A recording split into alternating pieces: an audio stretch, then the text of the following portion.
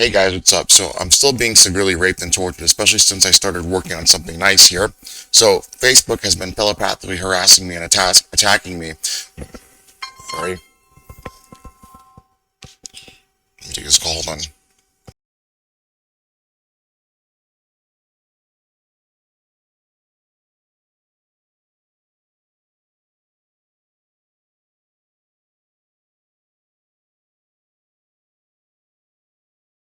Sorry, my friend called me. So Facebook has been telepathically harassing me, Mark Zuckerberg and whoever they're trying to work with and corrupt at the Clay Mathematics Institute and so on and so forth. They've been claiming that my answer for the P equals NP problem is wrong, where I claim that it's Co-NP-Asymmetric, partially incomplete, or complete. And they haven't provided any counterproof. They keep attacking me for my argument and the things that I've tried to prove.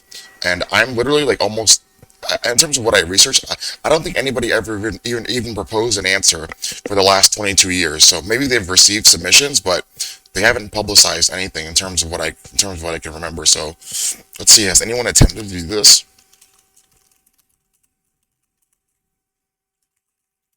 Like with actual proofs and stuff? I guess so. I never saw them myself, but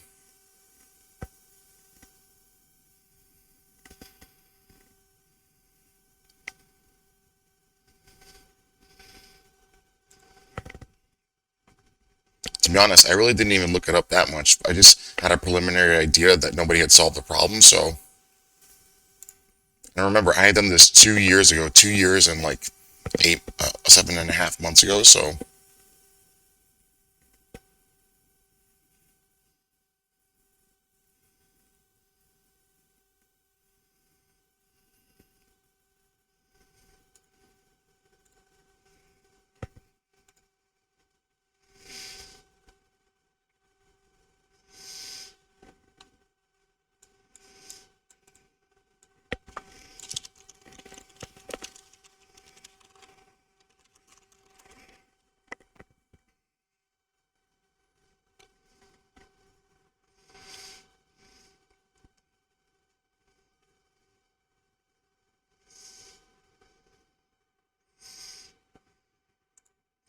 So, like, I didn't want to taint my actual perspective of what I was going to do or take people's ideas, so this is like the first time I've actually done extensive research on what other people have done, so.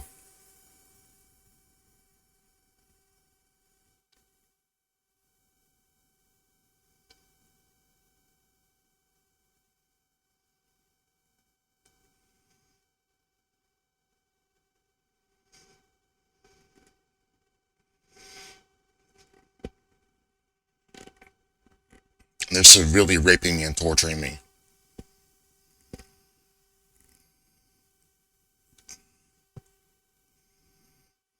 Wow, this is a really long proof.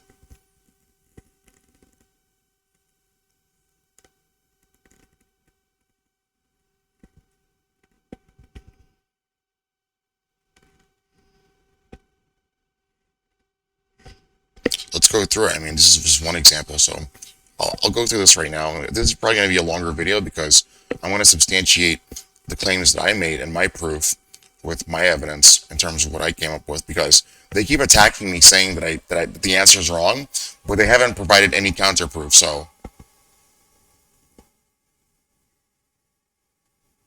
I already know this.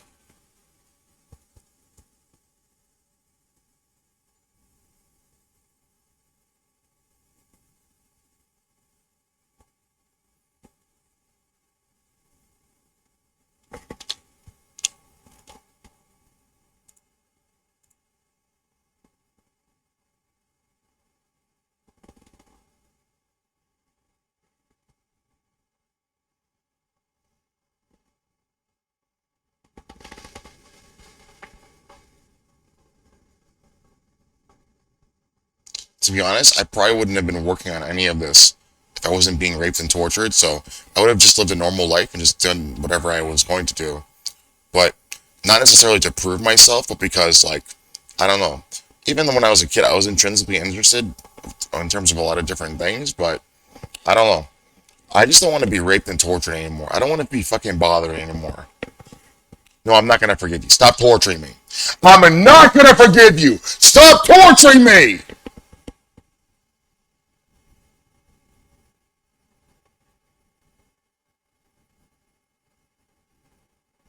I am not going to forgive you. Stop torturing me.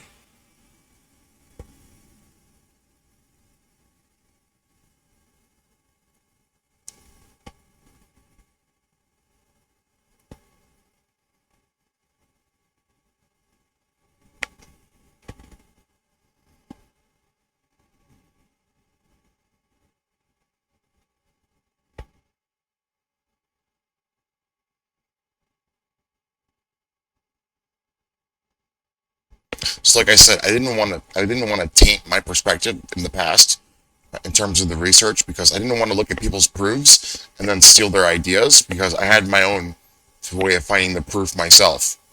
And that's what I sent the Clay Mathematics Institute. So they blocked me on Proton Mail. So I'm going to email them with my other account and tell them about the new notes that I have. So it's up to them if they're going to take me seriously or not. I'm not expecting for them to give me the $1 million prize, but if the answer is correct, then I deserve it. So I believe that if I prove the problem, if I solve the problem, then I deserve the money. But I'm also willing to accept if I'm wrong, if they can provide counterproof as to how I'm wrong. So, like with this guy, Mr. Dio Lekar, I believe he's an Indian guy or whatever, his proof was rebutted 13 years ago. So, in terms of what we just read right now, so it was rebutted. And I'm sure there are probably more proofs, but the point is that nobody has solved the problem. So this is going to be like a waste of time to go through all of these proofs if they've been rebutted already. So even though like it's kind of tainting my idea of what's actually happening here, like it's been proven before that these particular proofs don't solve the problem. So now you're stating that neither does mine, but you haven't provided sufficient counterproof to establish that claim. It doesn't matter if I'm not a part of academia or not. You have to argue to the argument.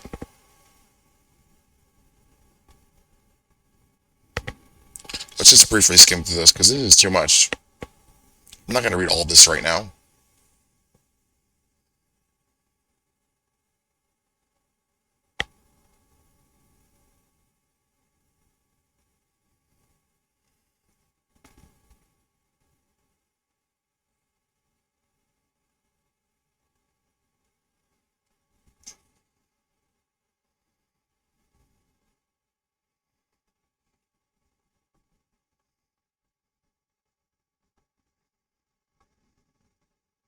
To be honest, my proof is much more simpler.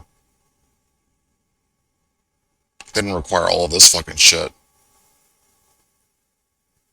Now you're stating that's because it's wrong. That's not necessarily true.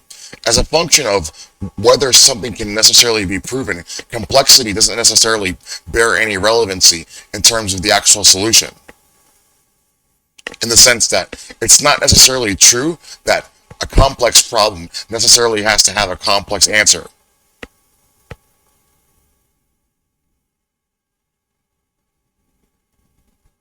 Ergo, why we're talking about this in the first place, at least in terms of like how long it's going to take to verify a problem relative to actually computing it.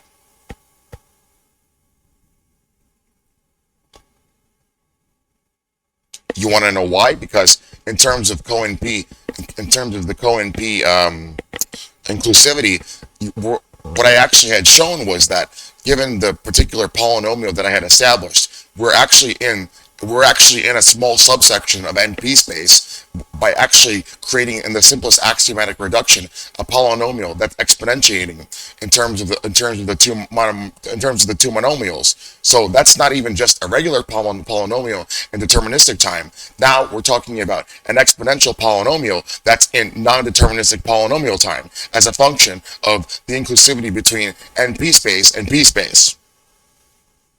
So your point was just defeated, Mark Zuckerberg. You literally told me that, yes, if your answer is not complex enough in terms of your proof, it must be wrong. But that's logically fallacious concerning this particular answer, and also rudimentary first order logic in terms of the simplest axiomatic reduction. That's not necessarily true. An answer doesn't have to be necessarily complex in terms of how you're going to prove the nature of complexity within and of itself. As a matter of fact, there is quite a large amount of mathematics and science that have gone back hundreds and thousands of years that prove that sometimes it's very simple to explain complex phenomena and the simplest axiomatic reductions as possible. The kind of examples escape me right now, but I don't know, think about like how you're going to find roots or something, how the Babylonians did this thousands of years ago in terms of their approximations. And think about like Eratosthenes, for example. Eratosthenes had no clue as to how he was going to really determine the actual functional, sort of size and stadia of the circumference of the Earth. But he established via proportions and different distances between sections of Earth and Egypt a really good approximation of the circumference of the Earth, even though it's much more complex to actually measure that entire circumference and the actual proportionality between the actual distances of the sun and the moon and the earth and so on and so forth. In the sense that if you're going to be more elaborate about it, but it's not necessarily true that if an answer is not complex, that it's not sufficiently, that it's not going to sufficiently solve a problem. And this is like the crux of the P equals NP problem. Do you understand that, Mark Zuckerberg, or are you fucking retarded? And in my simplest axiomatic reduction, I literally showed you a polynomial that's in exponential space because you're exponentiating each fucking monomial.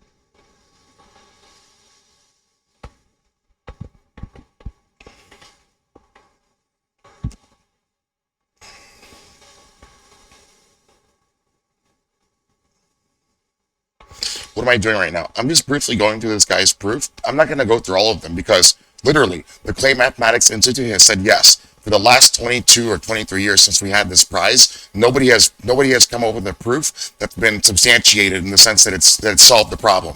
Not even this extremely complex one involving a whole load of horse shit that materialized into the proof being disproven because it wasn't sufficient to answer the question.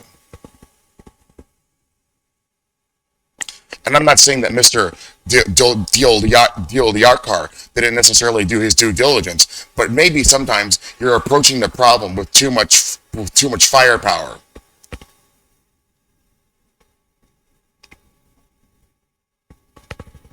No, it's not that I'm not capable of making a proof like this, but is it necessary? If the simplest answer will suffice, why do I need a more complex answer to prove the solution? Now Mark Zuckerberg is saying that it's because I'm not capable of it. But Mark, do you understand what I'm saying? I already came up with the simplest axiomatic reduction to create a polynomial that's also not only just a polynomial in p-space, but also in p-space as a function of being an exp space by exponentiating the monomials in the polynomial. Don't you understand that? Are you fucking stupid?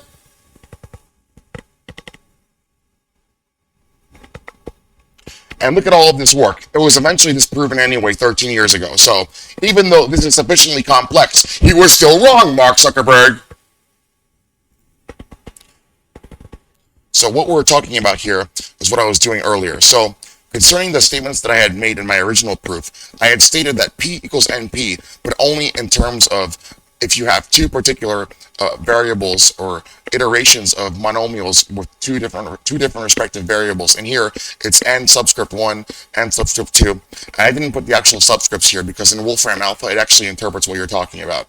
So that's the particular iteration of the exponent in terms of the variable that's going to possess an exponential value in terms of how you're going to increment it per exponentiation up until 33 respectively for each monomial and 66 for one particular monomial where the other monomial possesses an exponentiation value of just 1.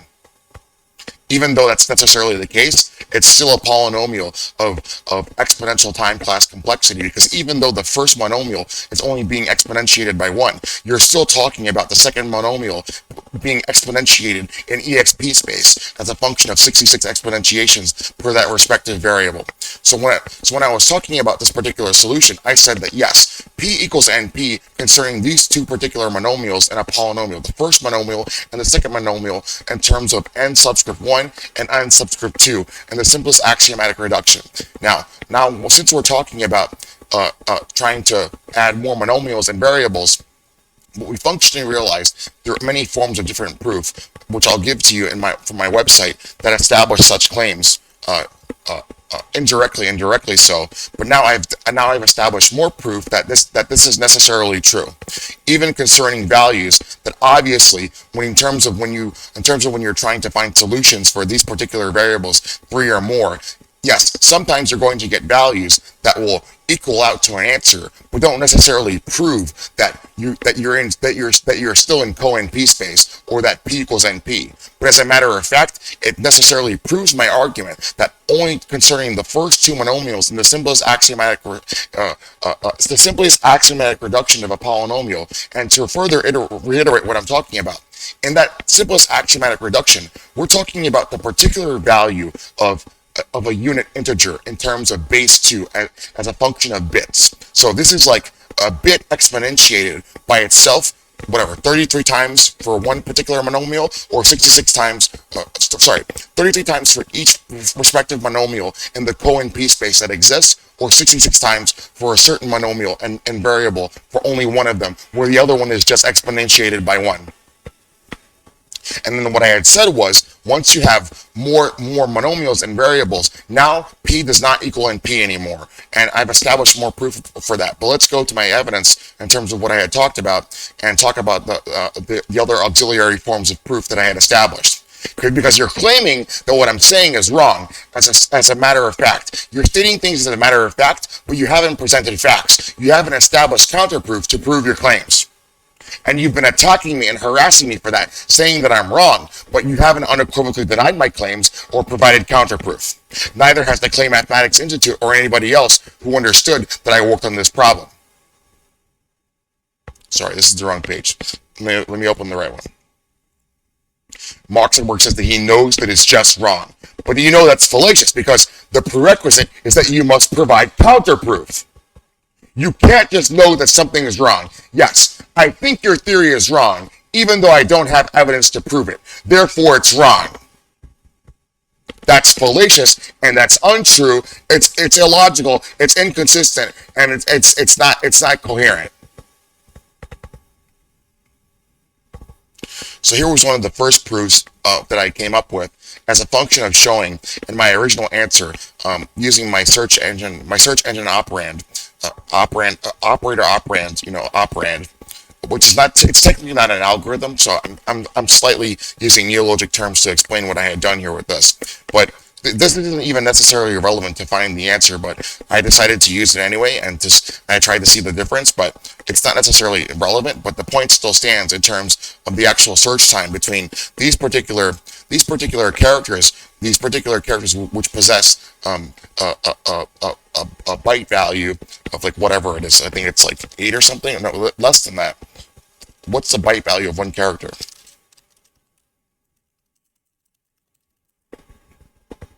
1 byte, right? Each character is 8 bits, which is 1 byte. So this is even more than the simplest axiomatic reduction.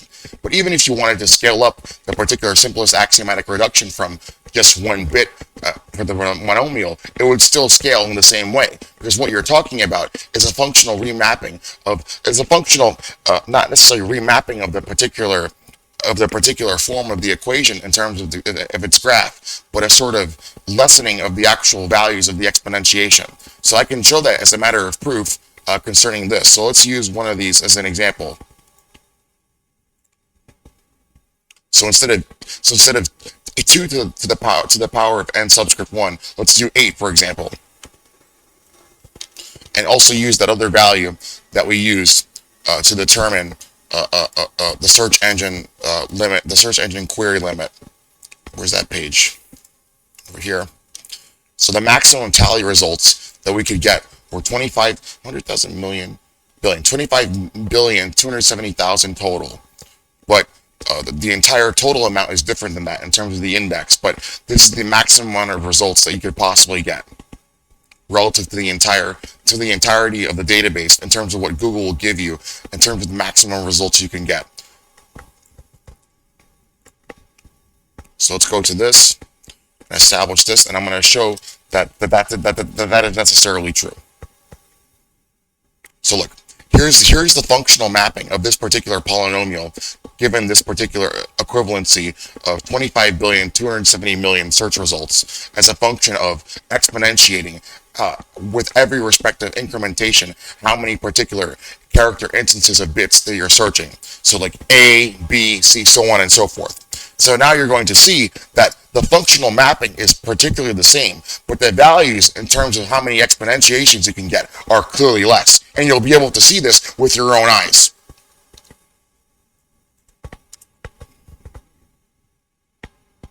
So you clearly see that it's much more than the 10 for each respective axes. Here it's obviously whatever 33 as I said before, 33 for one and 66. 33 for both, and then 66 for both of them. Is that what I said? Let me see what I said in my writing here, because it's less than 66. So let me correct myself here.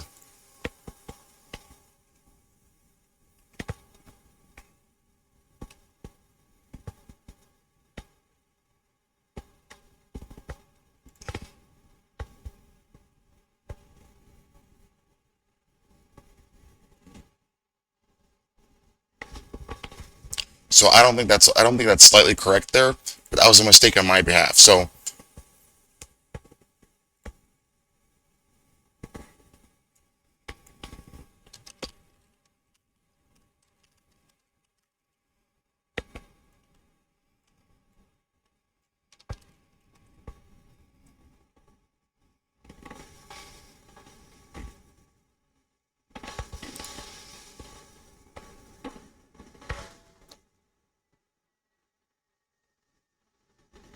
sorry. So maybe I made a mistake concerning that, but I think the graph still stands for itself though.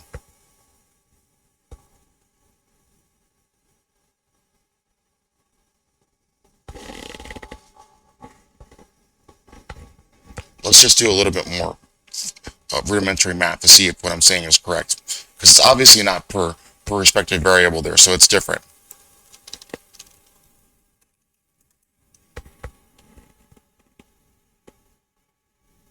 That's still quite a large value. So hold on, what am I interpreting here when I see this? I'm sorry, this is still pretty complex, but it's kind of hard to understand. So you got to give me a second here, because even when I first came up with the solution, it was pretty hard to think of.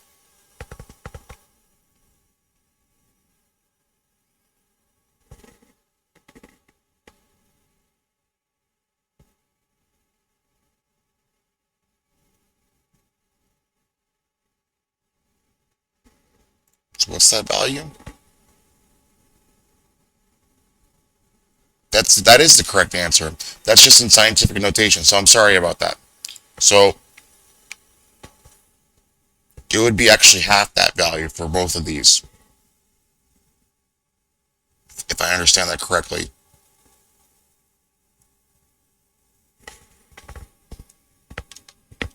Let's see if that's necessarily true.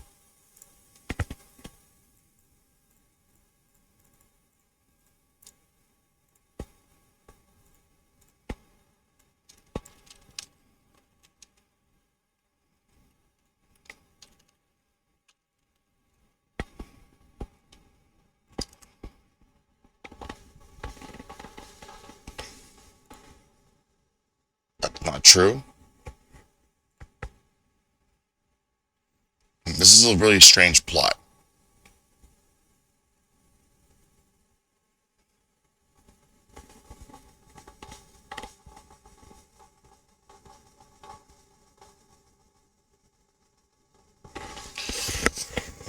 Sorry, it's been quite a long time since I worked on this problem, but I made some mistakes in the original solution, so you have to bear with me, especially considering that I'm being raped and tortured. So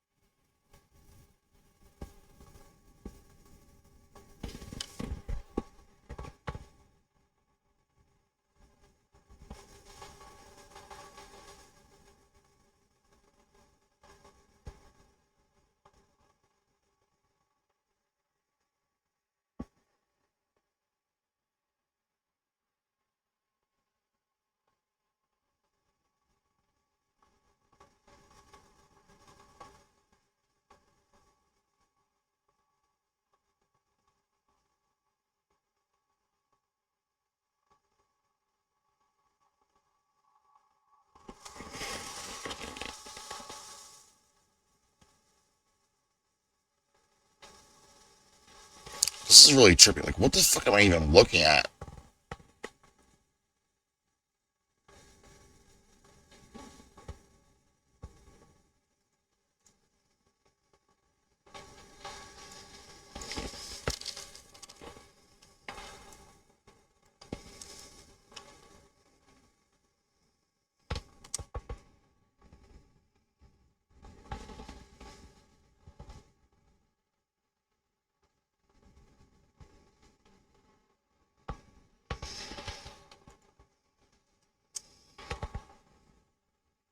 Okay, that's not necessarily going to make sense there. So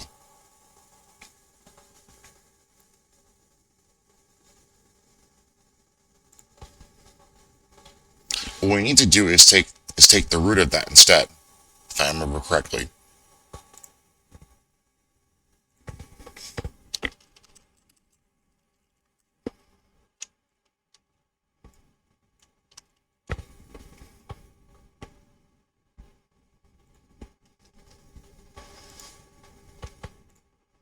Let's see if that's true.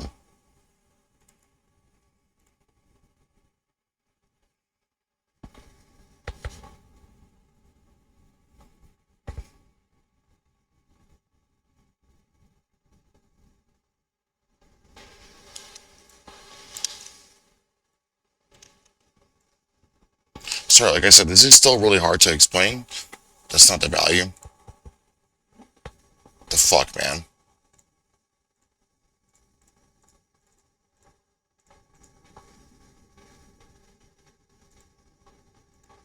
Oops.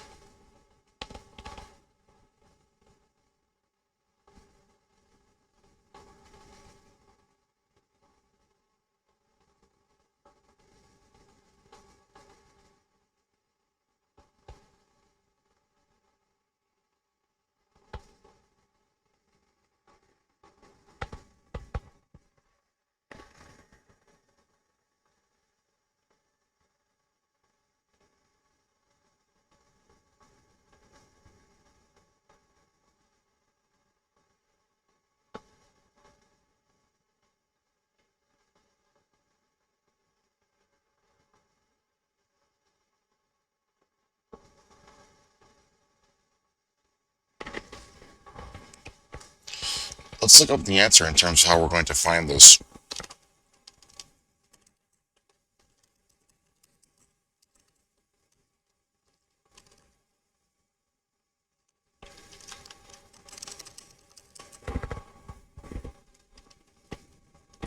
How am I even going to try and understand this? This is a little strange. So I wasn't right about the 66 exponentiation things, but the 34.555 exponentiations for each respective variable is true, but not for the 66 for one or the other. Let me see what else I put here.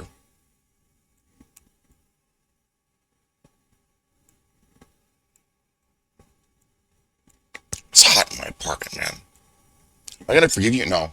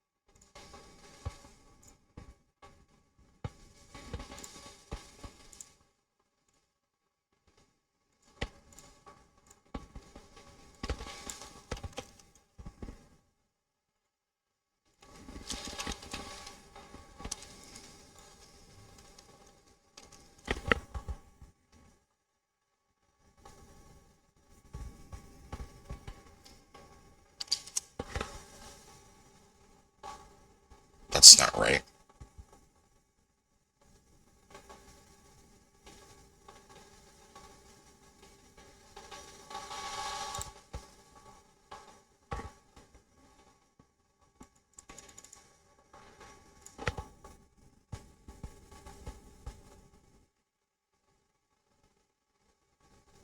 Where's the other spreadsheet that I had? Let me look it up. I'm sorry. I think it might be on my laptop too, but let me check.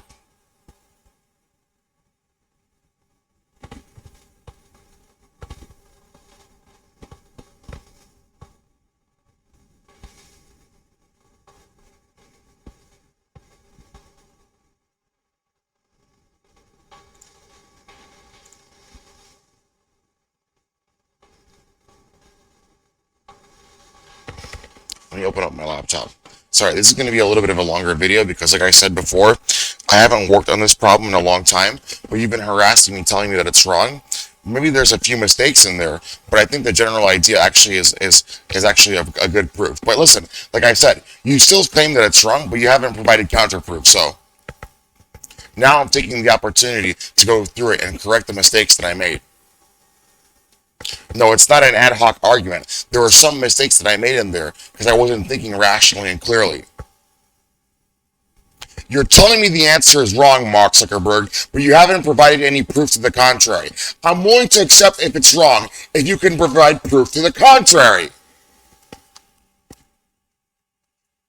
But then again, I'm not going to accept it from you because I'm not your friend.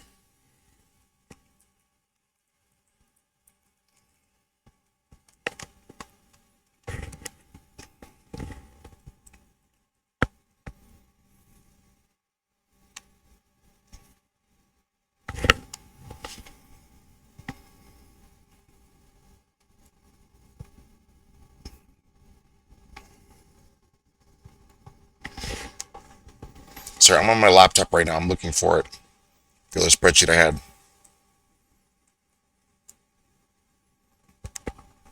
No, you fucking moron. I'm not going to forgive you.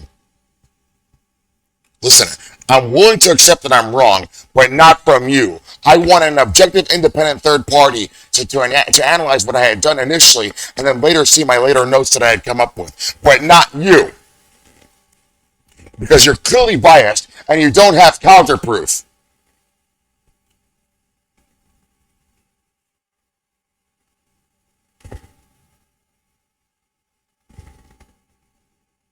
I'm not going to forgive you.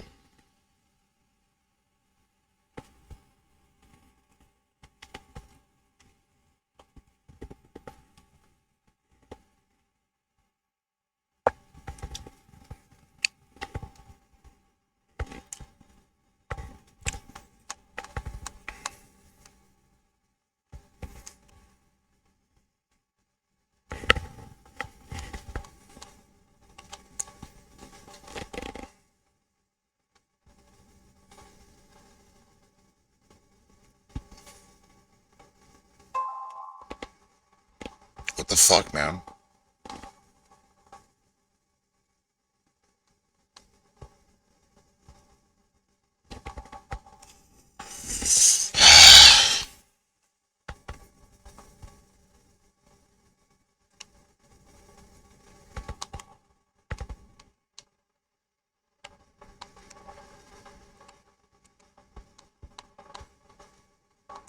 Give me a second. I'm looking for the other spreadsheet that I mentioned in my Google Docs. I should have linked it, but then I'll link it. I'll link it soon.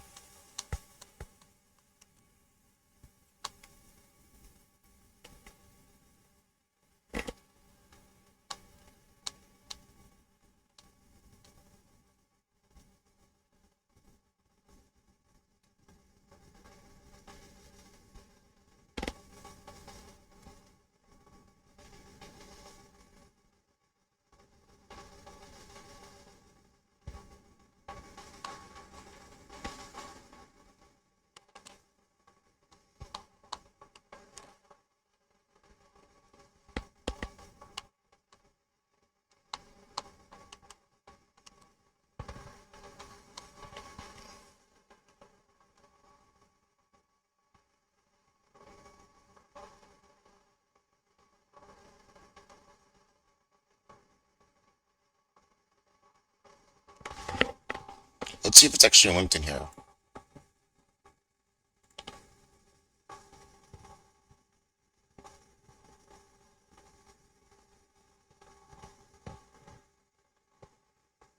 Oh, I think I do have this.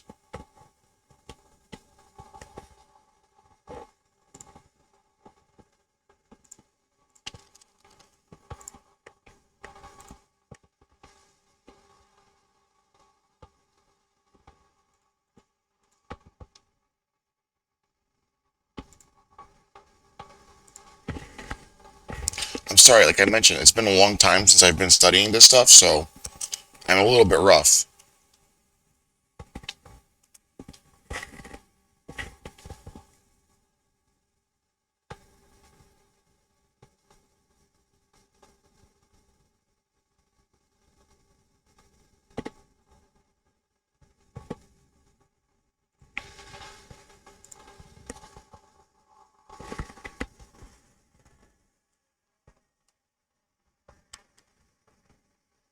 Okay, I found it. Where's this folder?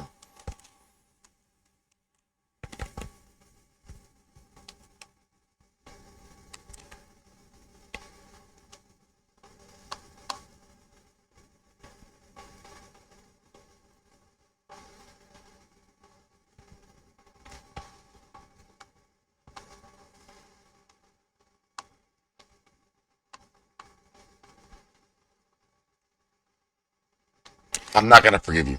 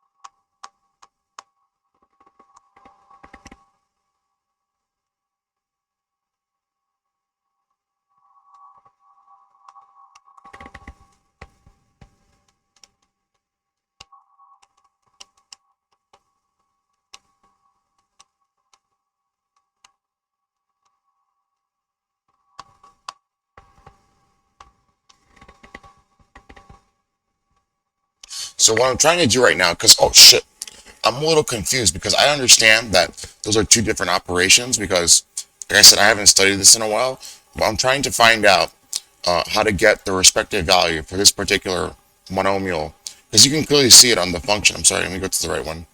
You can clearly see it on the function here that if you're talking about respective to the x-axis, um, uh, this possesses a value of 0, right? Or yeah, 0. So you're not going to exponentiate by 34.55 there.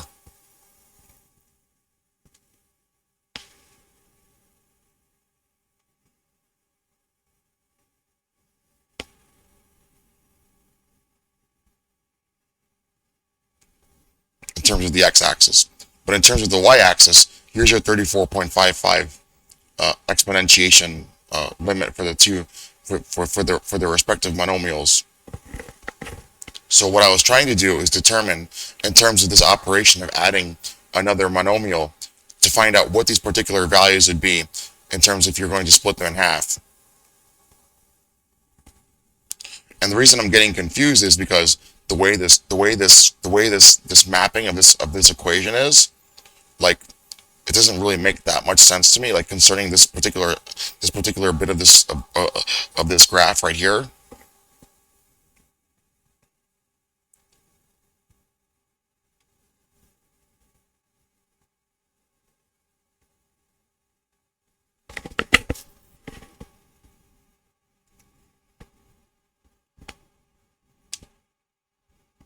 What do I mean? So if you look at the graph right here, even though it's contradictory to the actual answer, if you look at this particular section of the graph and you look at the x-axis, right? This is 34.55, and you look at the y-axis. This is still 34.55 as well. But we know that we can't exponentiate both of these by 34.55 because it's going to give us double the value incrementally. So I'm sorry that I haven't done the sufficient research in the past to do this, but my answer was slightly wrong. So concerning the 66 exponentiation, so. But the point still stands that the simplest axiomatic reduction proves my point. So let me just do a little bit more of research in terms of how to find this answer. The reason I'm looking at my spreadsheet right now is because I thought I did this in the spreadsheet, but I didn't.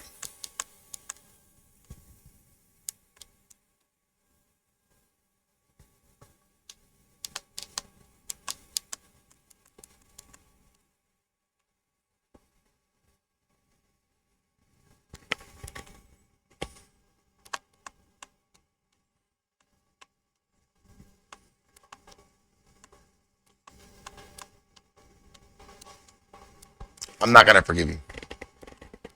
I'm not gonna eventually forgive you.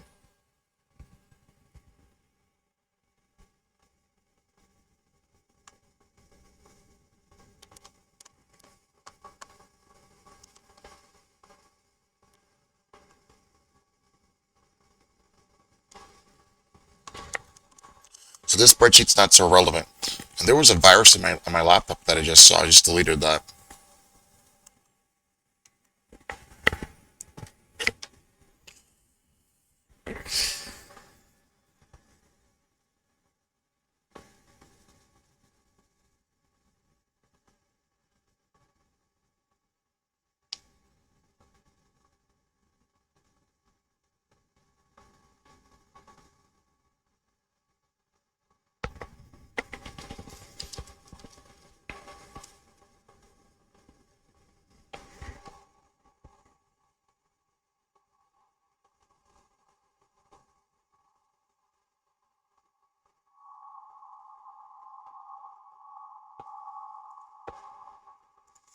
Give me like 5 to 10 minutes to think about this because then we're going to move on to the rest of the proof and then what I came up with today.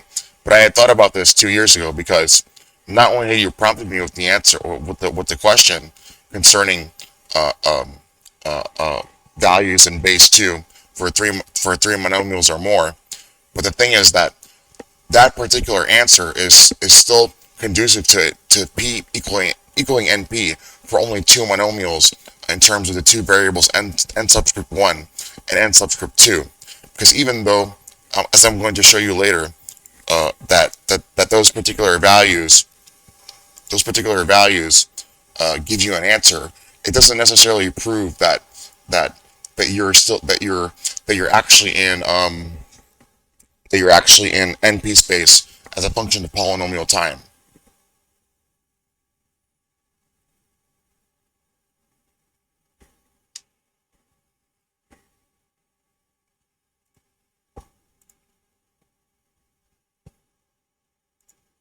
Sorry, I'm being really raped, severely raped and tortured right now. But I'm willing to accept if my answer is wrong. So I don't mind. Like I don't care if my feelings get hurt. It's not about my feelings getting hurt. It's about being objective with me. So I don't really care. And I'm not expecting anything if the answer is wrong anyway. But then again, that still doesn't justify what Facebook's doing to me. So even if the answer is wrong or not,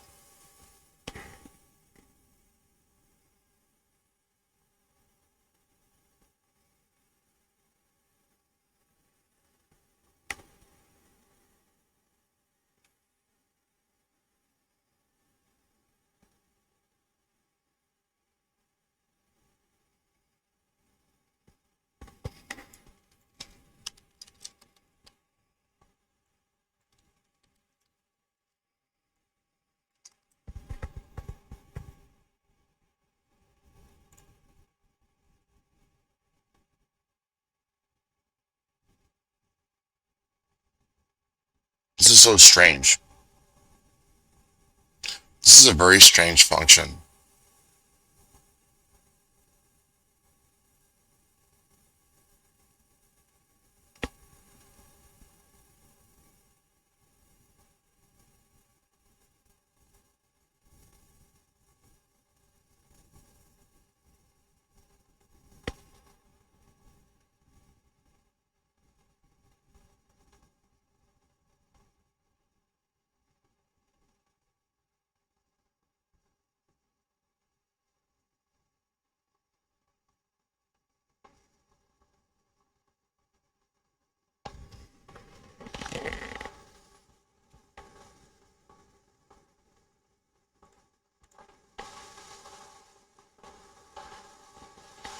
I'm not gonna forgive. I'm not going to eventually forgive you. I don't care if you want to help. I don't want your help. No, I don't have to accept, and I'm not going to.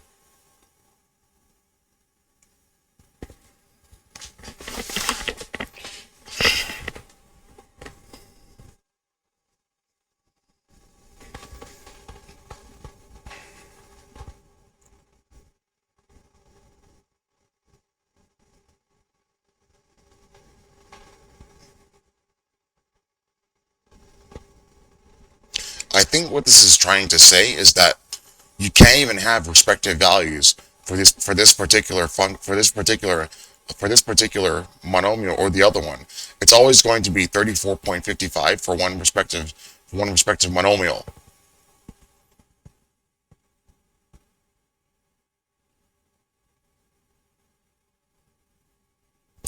You're stating that it's not true, but if you actually look at the function, like look at the particular value of this until you get to this particular, until you get to until you get to the x-axis value of 34.55. Clearly, the y-axis doesn't possess that 34.55 value anymore, which is why you get that straight line going down, mostly straight line going down. Now, what happens here is that the function possesses, in terms of the other, in terms of the other in terms of the other variable, the 34.55 within and of itself. So there's no way to actually find out how these particular exponents are going to possess any other exponential value, because that's literally what the function says. Look at how the x-axis here possesses this value, but then the y-axis possesses that value, respective to the x-axis.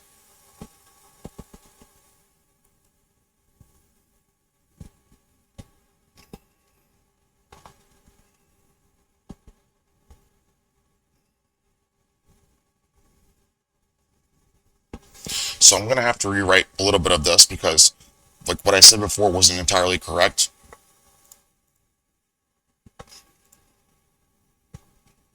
Let's also go through everything else that I had talked about.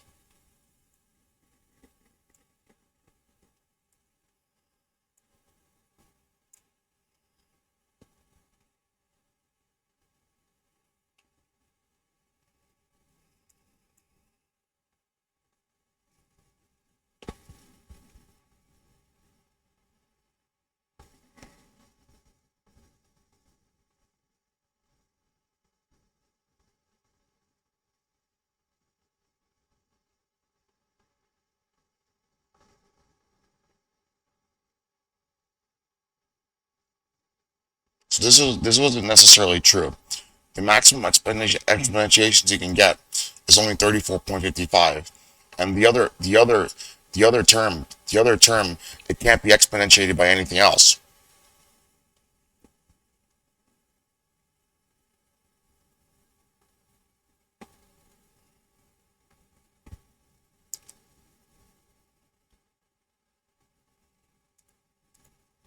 I smell like fucking shit. I take a shower.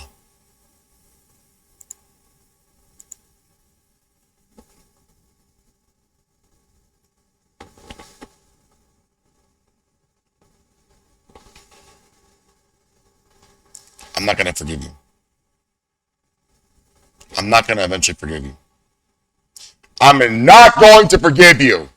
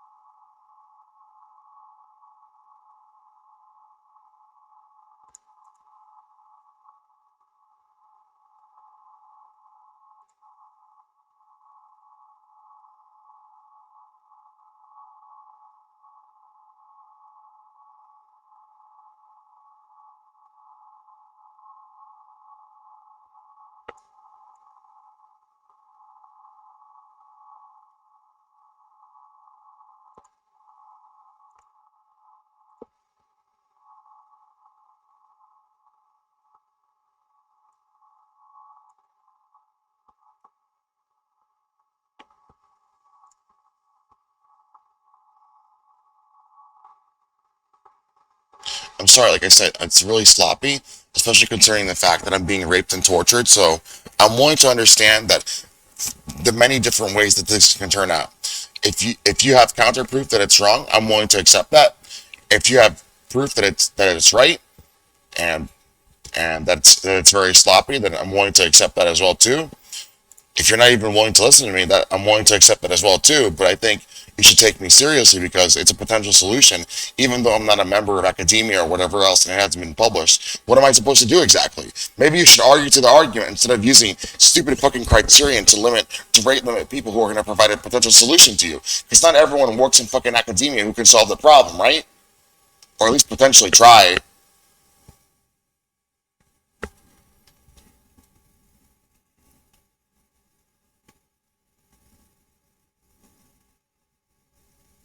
So I already talked about the power rule and also other auxiliary proofs.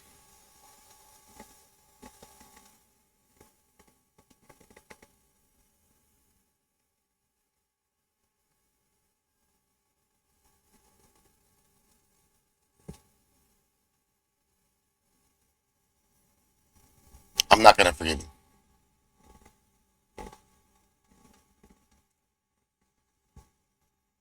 And also here, this is also another proof when you take the logarithm of the of the of the trinomial that you're going to have that cap at 32 as a function of the limitation of powers.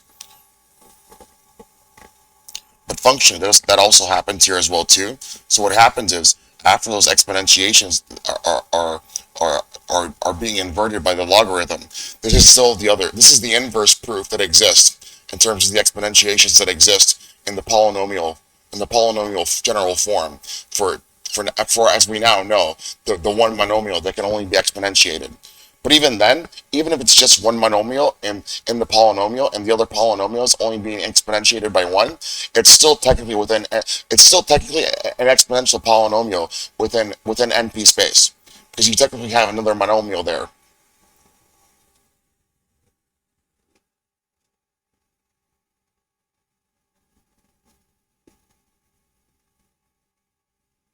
So, for example, let's look and see what this would necessarily entail if it was just the monomial in terms of the actual graph, and you know it's going to be different.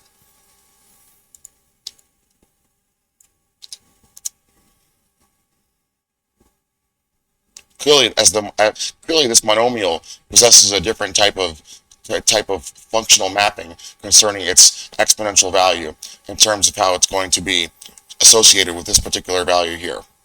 And this is something that obviously, in terms of the exponentiation, has a limit of infinity. But then when you're asking Wolfram alpha to establish an equivalency between these two things, the way it's going to interpret it is that it'll say, yes, here's a particular point after how many exponentiations that you're going to get this particular value. So there it happens to be 34.55, and you can see that on the chart as well too. So here's the other monomial. Here's the polynomial.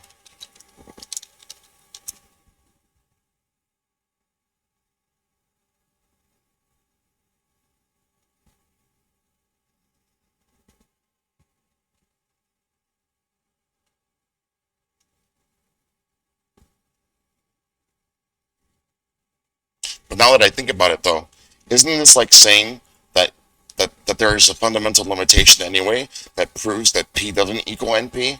Because if we think about it, like the other term here, in terms of its exponentiations, can only possess a value of 1.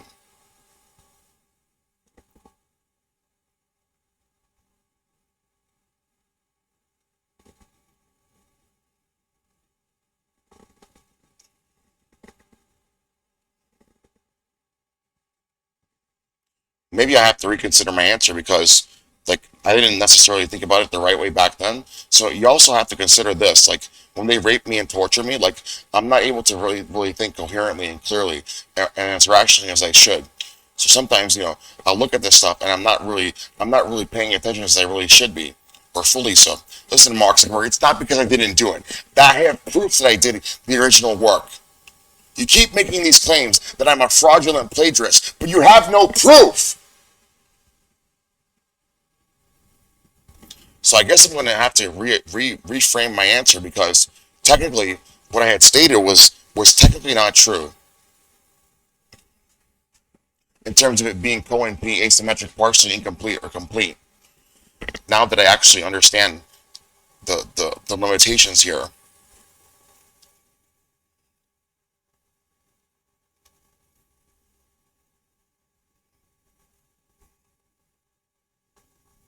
I understand that the two charts are different, but I just explained to you that this particular function shows you, in respect to the particular axes, that the other respective monomial doesn't have any particular exponential value beyond 1.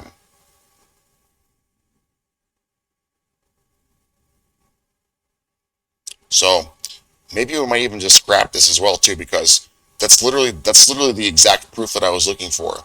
It can't be Co-NP-Asymmetric complete or partially incomplete. That's like a proof that that P doesn't equal NP at all. I'm sorry. I'm sorry that sometimes I go through this sort of stuff, but like, please consider what I'm going through. So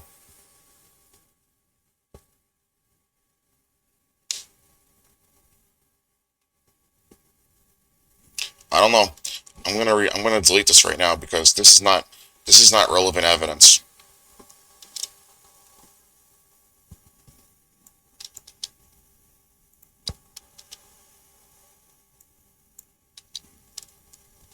So in terms of my notations, I'm going to link the video on YouTube.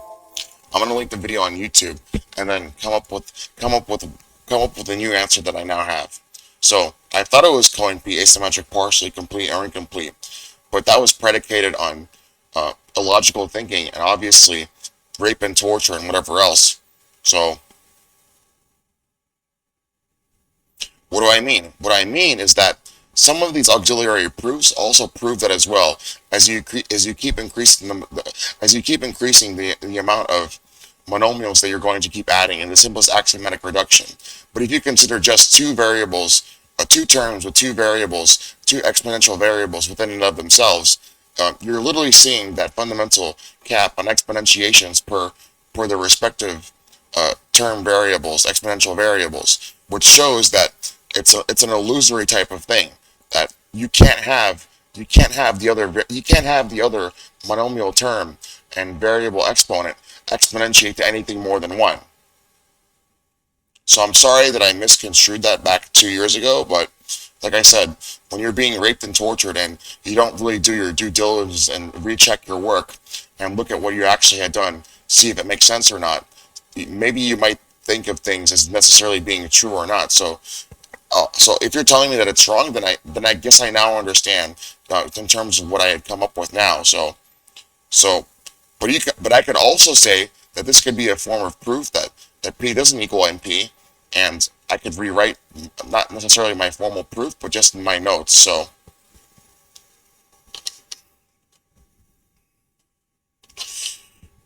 I don't know. I really don't care at this point. So let's just write some notes about what I had come up with, and then that'll be presumed in the video. But I don't even care if the Clay Mathematics Institute doesn't take me seriously. All I fundamentally really care about in life anymore is that if the rape and torture is going to stop. But I'm not willing to forgive Facebook. I just want to live my life. I don't even care about this technological singularity stuff anymore. I don't care about being a mathematician or a scientist. Even though it intrinsically influences my life, I still have a life to live, and I just want to take care of myself. I don't even care if I make minimum wage, just as so long as I can survive. I really have no ambition at all in life. I literally don't care. But I just don't want to be raped and tortured. At the very minimum, I just don't want to be raped and tortured.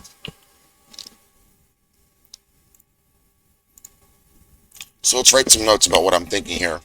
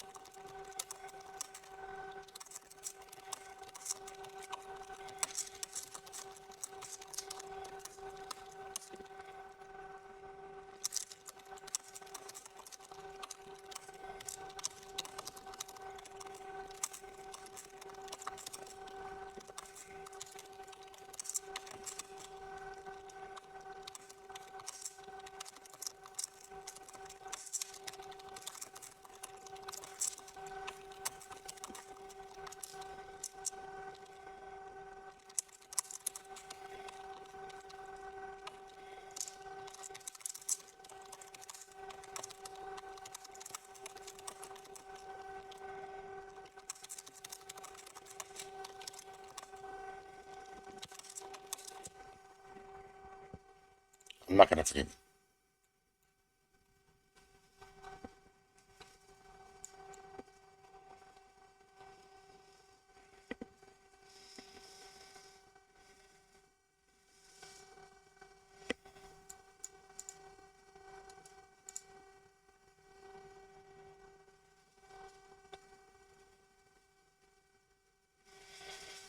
Why didn't I include Y? Why didn't I include Y and Z? I'm not sure why I didn't do that. Is there a limit to how much you can search before you have a conjunctive and operator? I don't remember.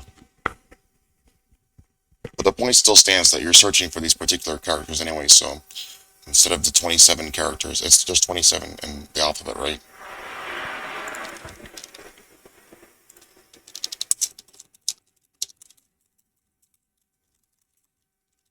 I think it's 27, right? 26, I'm sorry. Instead of 26, there's just 24 here, and then 1, 2, 3, 4, 5, 6, 7, 8, 9, 10, 11, 12, 13, another 13 characters.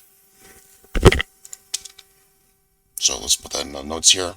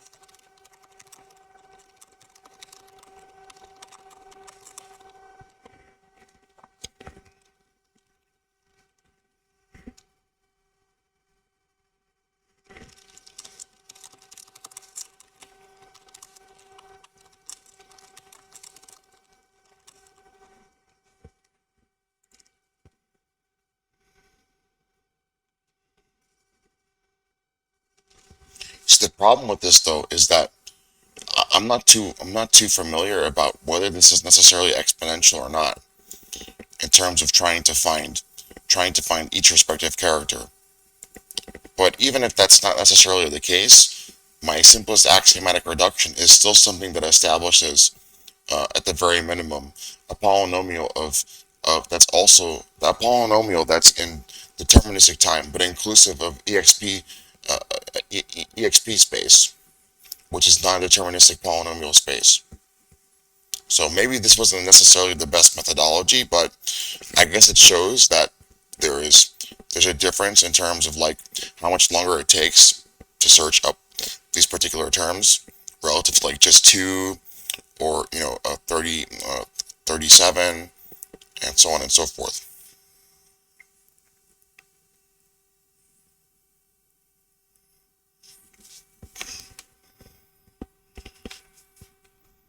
And I think the reason that I came to that is because um, it's not a, it's this doesn't seem to be a linear extrapolation, but it takes 3.5 almost 3.5 times as long to search for all of these particular characters together, along with the other miscellaneous characters, the quotation marks and the or operators and the logical conjunctive of the logical and conjunctives.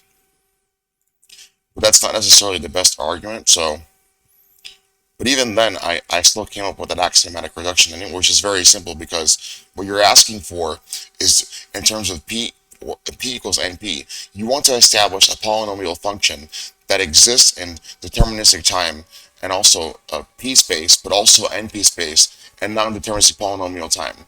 So the simplest class complexity, time class complexity, is exponential space that satisfies that particular criterion where you are now in non-deterministic polynomial time.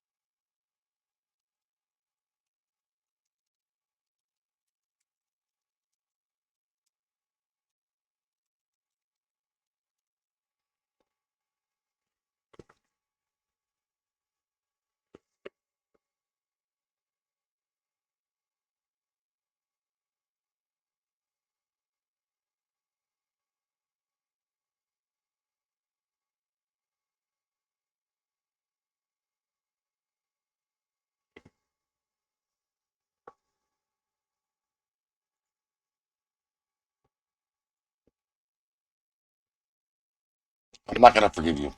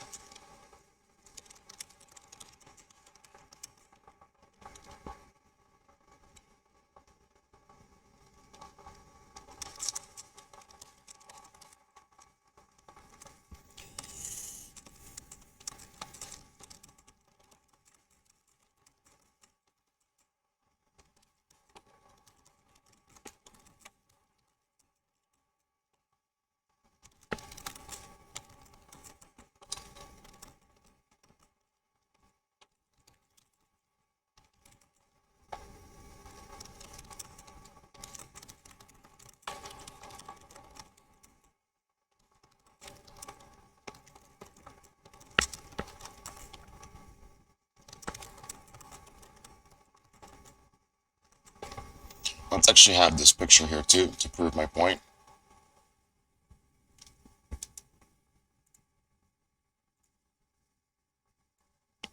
Well, it's not about being humble. It's about the validity of the answer. So I don't care about my feelings. I care about if the answer is correct or not. So obviously, I'm sorry to say this yet again. Maybe you think it's a crutch, but listen to me. When you're being severely raped and tortured for years, even if you take smart drugs that make you feel good all day or whatever, you're still being fucking raped and tortured. Like, it's very hard to act rationally and to act as a good agent who's going to do your due diligence in terms of in terms of what you actually want to do. And they've been raping me and torturing me. I'm not going to forgive you. I'm not going to forgive you. It's hard to act as a good agent and do your due diligence in terms of what's actually correct and what's not.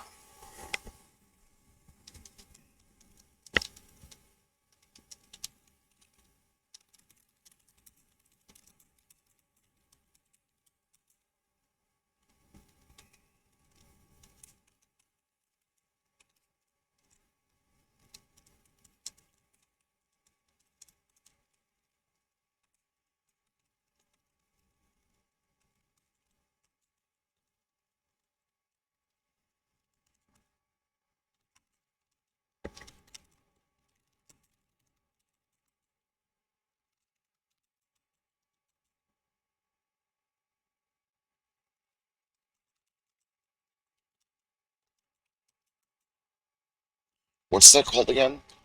Um,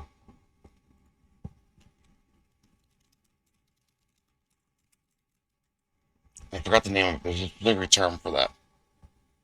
It's not an intersection, but this is something from basic algebra, but I forgot the name of it.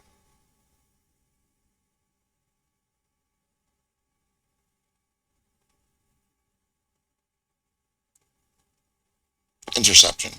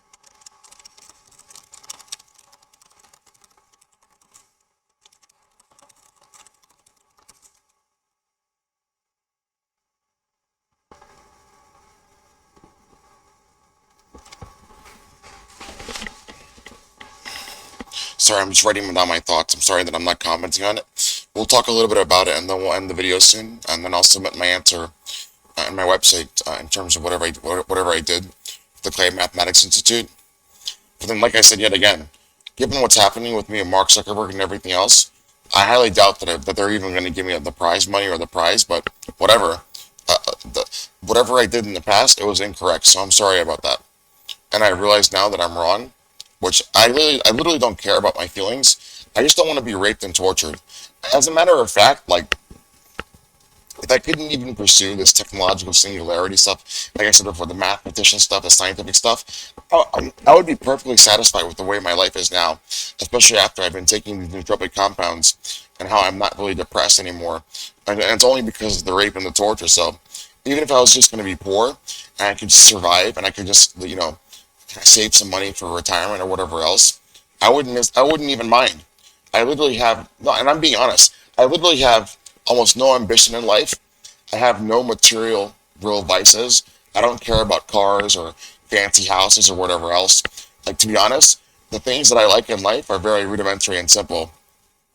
And, it's not necessarily like lustful vice, but I like food, I like drugs, I like to have a good time, I like music. Um, I don't like being with people too often, but even if I had to work and I could take nootropic compounds where I would be working well and I'd be euphoric, I wouldn't even mind. So everyone's got to work anyway. So and like I said, when I used to work for my distributors and my other jobs too that I used to work at, but more certainly my distributors, I didn't even mind working there. The only thing that I actually did mind was the fact that I was being raped and tortured. That severely ruined my work performance and my ability to feel good at work, even if I was taking nootropic compounds or whatever. So, like I said, even though you might be highly stimulated and inducing these particular effects, rape and torture over the course of many hours, even if you have these compounds within you, will obviously induce bad affective dispositions of either anger or slight depression. But even then, like I said before, even though they rape me and torture me for 18 plus hours a day, when I take the nootropics, I hardly even get to a state of being really depressed at all. In the sense, like when I used to be a kid growing up from the ages of 12 to 26, before I started taking nootropic compounds, like I would just have major clinical depressive episodes over literally nothing, sometimes for months at a time. And now that's basically gone. So it's only the rape and torture that sometimes induces that. And even if I got nothing in life, no justice or whatever else, if the rape and torture stopped, then I wouldn't even mind. But I'm not going to forgive these people. And I know they're going to keep raping me and torturing me. So I'm not going to forgive them. I'm not going to forgive them. And I know they're going to keep raping me and torturing me. So that means either there's going to be total justice or, like I said before, it's going to converge to total war. Not just for me, but for everybody else that they want to rape and torture and murder. So that's what's going to happen because nobody wants to be raped and tortured by Mark Zuckerberg. Nobody wants to be genocided by you. So we know exactly what you want to do, and you're a overt totalitarian push. It's your push. It's not going to work. The rest of the population, even a very bare minimum of the population, will revolt against you, and they're going to capture you and torture you to death. And even if, and like, listen, if the police are listening, if you see this video, if you're wiretapping me, I don't even care if you arrest me or not. Listen, we don't want to be raped and tortured by you. Either you will dispense justice, not only for me, but for the countless innocent victims that these people have harassed and severely maligned, but all of the other innocent victims that you know about and you have failed to dispense justice for. Because you want to know why? This is culminating to a point where civil unrest will roil over and you won't be able to defeat an asymmetric insurgency that will overpower you. Listen, I'm not going to forgive. I'm not going to forgive you. But I'll tell you what, Mark Zuckerberg, when I get justice or if I don't, eventually what's going to happen at the end of your life is that I'm going to rape you and torture you to death. I'm not going to forgive you.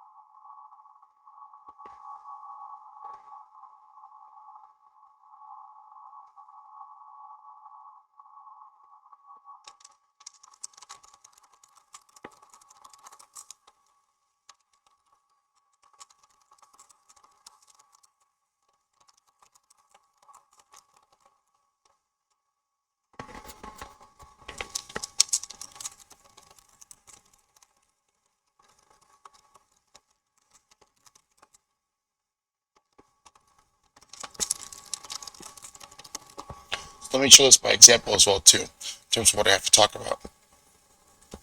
Shit.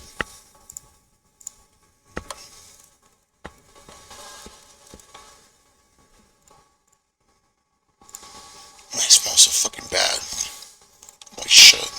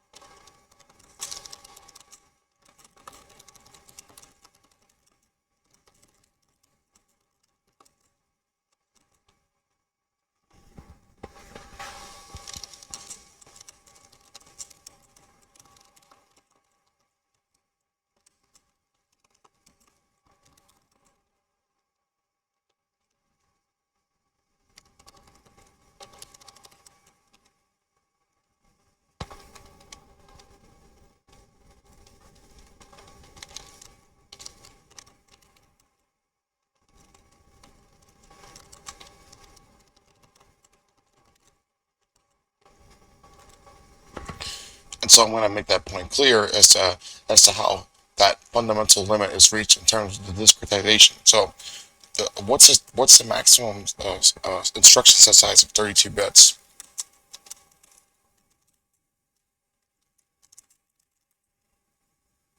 For the unsigned one.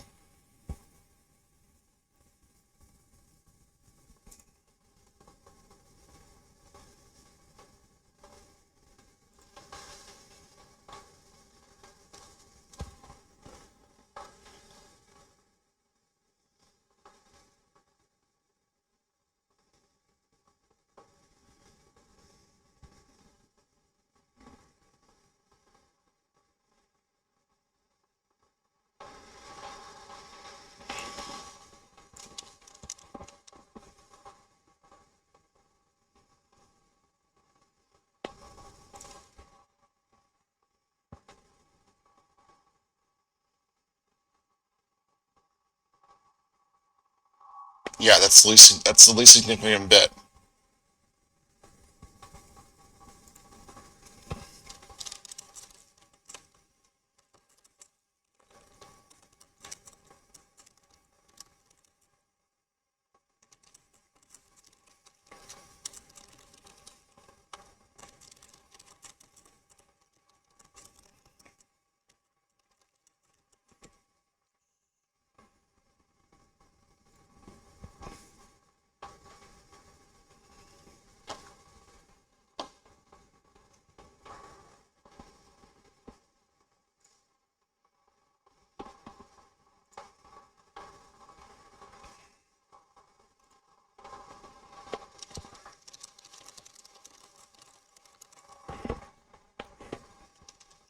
So I need to get some water. Thirsty.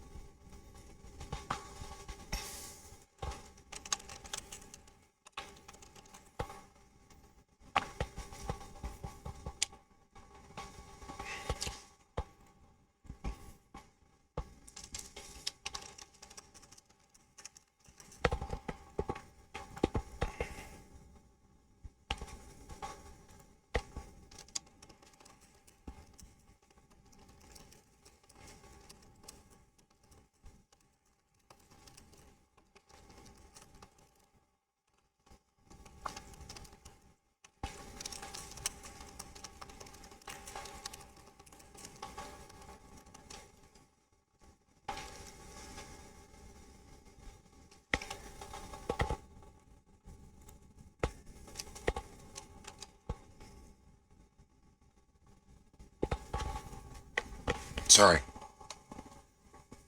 Shit.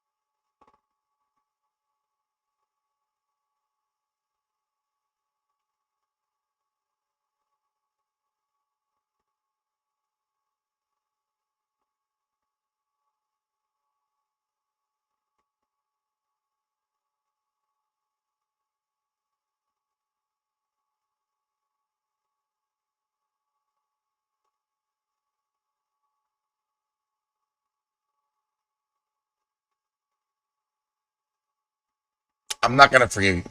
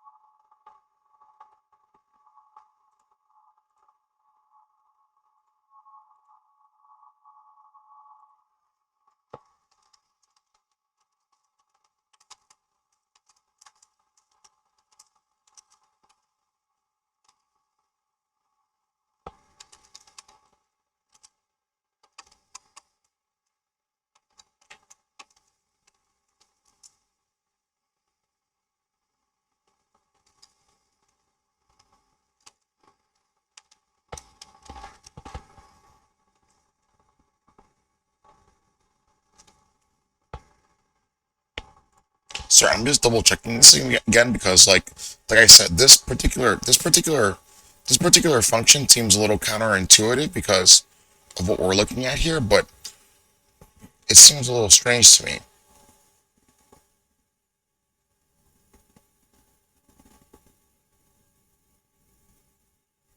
Whatever, let's just go with that. Sorry, it's a little confusing to me.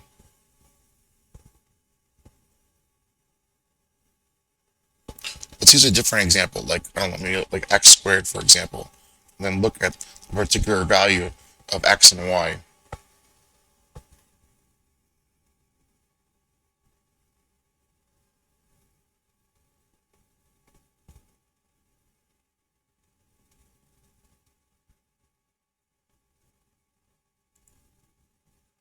Here you clearly see the parabolic association between x and y.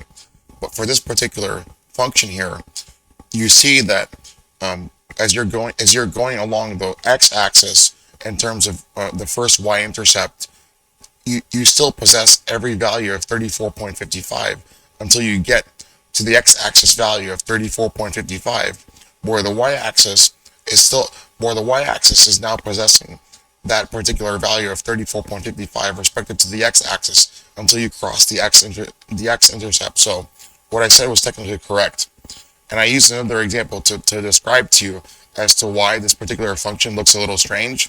Because you might say, listen, if you're going in terms of x-axis, in terms of the x-axis respective to y, and you've crossed the y-intercept here, isn't this particular value at x functionally mapped to this 34.55?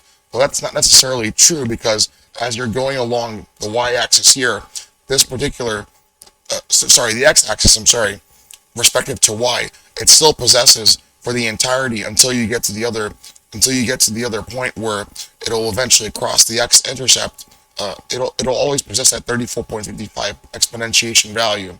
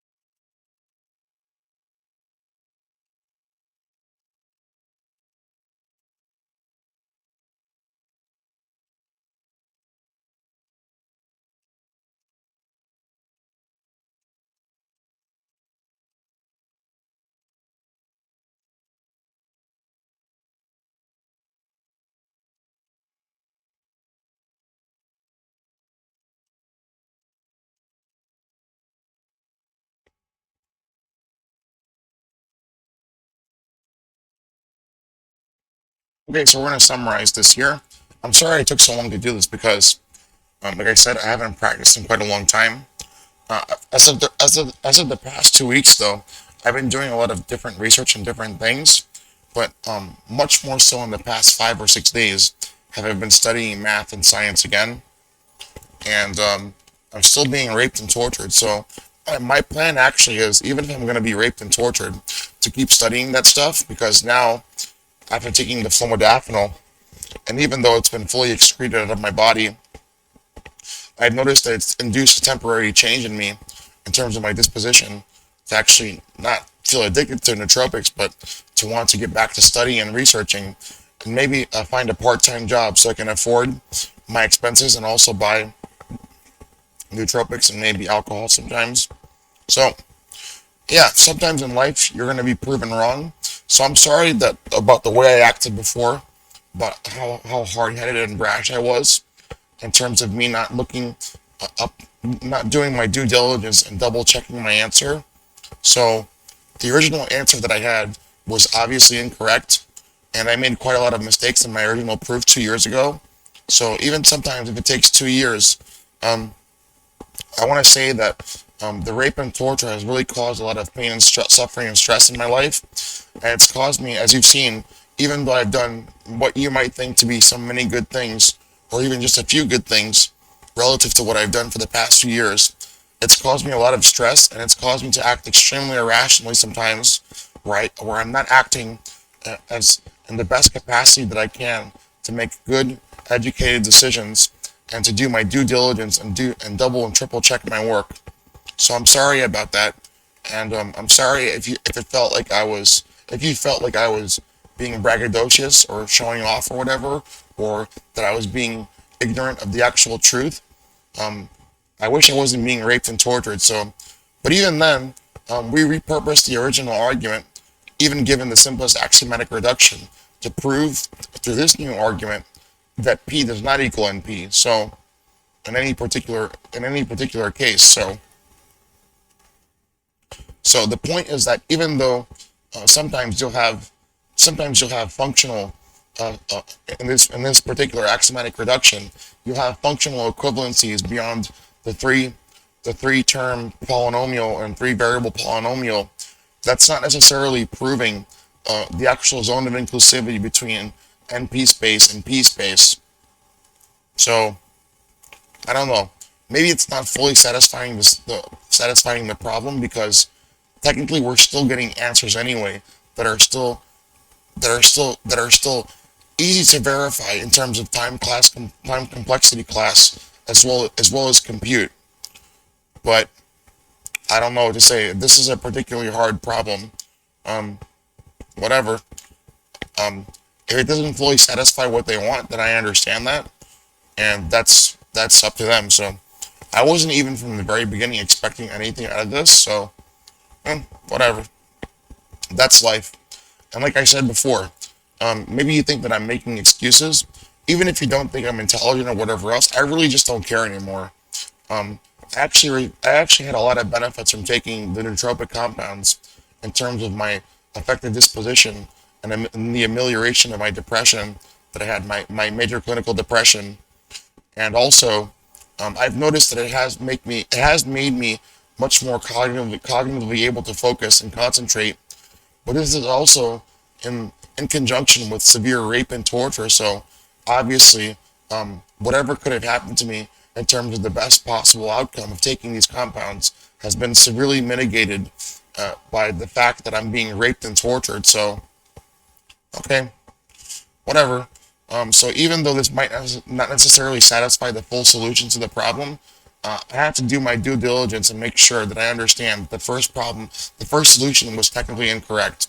And, I'm not sacrificing my manhood or my pride or my ego or whatever. And I don't necessarily care that people might think that I even hurt my own feelings or somebody else might hurt my own feelings by proving that my solution was wrong. The original point was like, not only for the prize money, right, because that would have been nice, was to actually solve the problem. So if you don't solve the problem and you pretend that it's right, then that doesn't make the actual outcome actually true. So you can say that you solved the problem, but that's not technically true. So that's the entire point of this. Even though it's a little tautological, that's the point of trying to solve problems. And if you have the incorrect solution, clearly it's not gonna be very useful for anybody. So whatever. Um, I would in the future, if I'm not going to be raped and tortured, I would be willing to go back at this again and give it another try to fully satisfy the criterion if they read these notes and if they actually want to associate with me, because they blocked me on my other email. So I'm not going to harass them. I'm just going to send them this and tell them what I came around to. But even then, I would probably work on the other problems too if I could actually have the due diligence and capacity to not be raped and tortured and enough time to think about solutions and also research and study. So, like I said, not only have I been raped and tortured for the past few years, I'm sorry that I'm being redundant here, but I haven't had the opportunity to study as intensely as I did in the past. But even then, like I said, I was being raped and tortured. But after that, I was homeless for a year. I was forced to take antipsychotic drugs for a year, and a little bit before that, I was abusing alcohol. And even as of the recent past, I was abusing alcohol. So whatever. And also, if they want me to go to a program or something, and they won't give me benefits because they find this video and they think that I have an alcohol problem, then I'm just gonna go find a job because I don't want to stop consuming alcohol. Not that I'm addicted to it, but it literally allows me to sleep sometimes when they're raping me and torturing me. No, Mark Zuckerberg, I'm not gonna forgive you. I am not going to forgive you. All right, I'm gonna upload this video, and then I'm gonna update my website once the upload is done, and then I want to email this to the Clay Mathematics Institute, whether or not they care or not. But I had to do my respective part to hold myself accountable to make sure that the actual solution that I originally provided was correct. And after doing a little bit of research and analysis of even the initial answer, it clearly wasn't correct, and that's the assertion that I came to. All right, see you later.